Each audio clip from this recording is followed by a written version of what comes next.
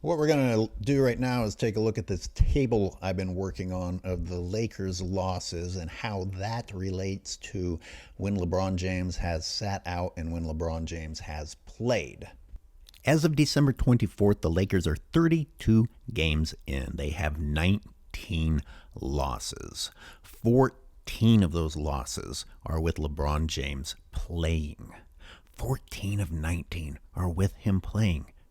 I mean, consider the ratio. Only 5 losses came when James was sitting out. And of those losses, the Lakers were also missing Westbrook and Davis in some of those. So those barely count. The odds were stacked against the LeBron-less Lakers, not because LeBron was gone, but because Davis and Westbrook were missing. You got to look at the stats that you only have 13 wins with LeBron James playing. The longest winning streak of the season was with James sitting out. And people love to talk about, well, if he's so bad, how come he's scoring so many points? Well, when are you going to realize that LeBron getting his means bad shot selection? It means the rest of the team gets taken out of the mix. And I have the stats to back it up, because in 6 games that LeBron James has scored 30 or more, they have lost. Whereas when LeBron backs off, scores less points, and allows the rest of the team to get involved, they tend to win. Indulge me, and let's say that getting close to 30, we should still consider it, because there are 2 times where he scored 27 and 28, not quite 30, but still going for a lot of points, and the Lakers also lost those games. That means 8 games. 8 games in which LeBron is going for big points, they lose. Okay, let's look at the ratio here. 24 games LeBron has played so far this season. 12 of those he has scored 27 or more. 8 of those 12 they lost. That's almost 67%, pointing to LeBron's points equaling losses. When are we going to stop celebrating something that is evidence of a problem? But that doesn't say it all. How do you measure a player's overall effectiveness? Well, that's what the plus minus column is for.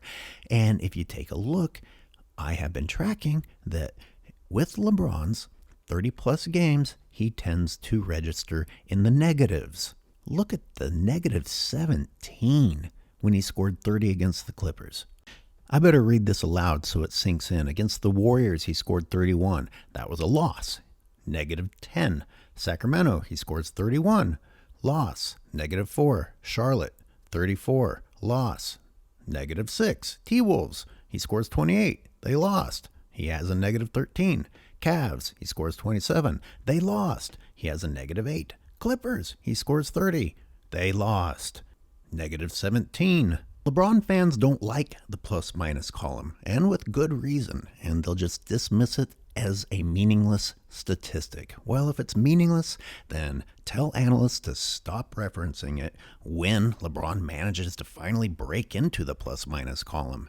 And also, maybe they should just get rid of it completely if it's meaningless. But also, I guess you're just going to conveniently throw away the fact that Anthony Davis manages to be in the pluses when he's scoring 30 plus? Why can't LeBron be in the plus minus column when he's scoring 30 plus?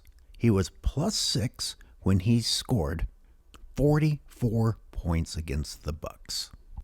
Davis was plus 17 when he scored 55 against the Wizards.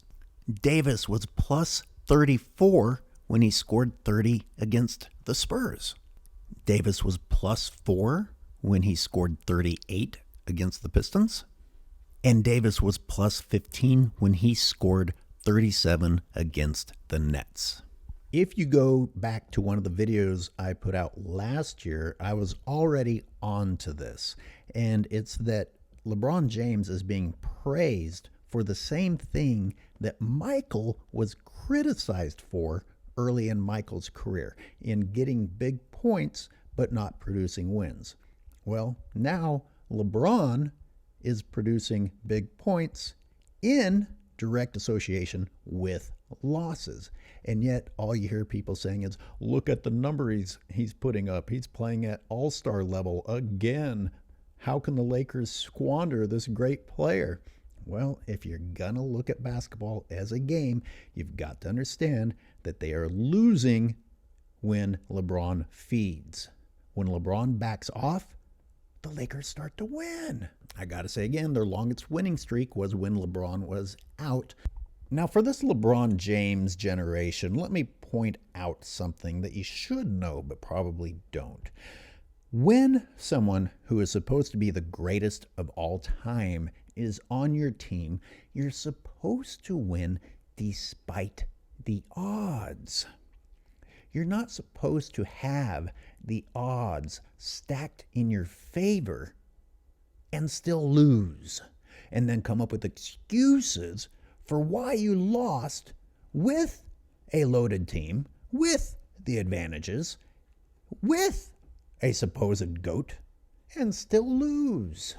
And then have to come up with excuses for why that team that isn't any good wins when the GOAT isn't playing.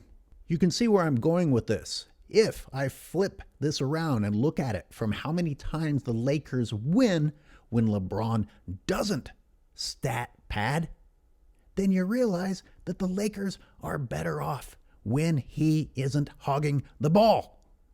How much more clear can it be? Especially for you stat-loving LeBron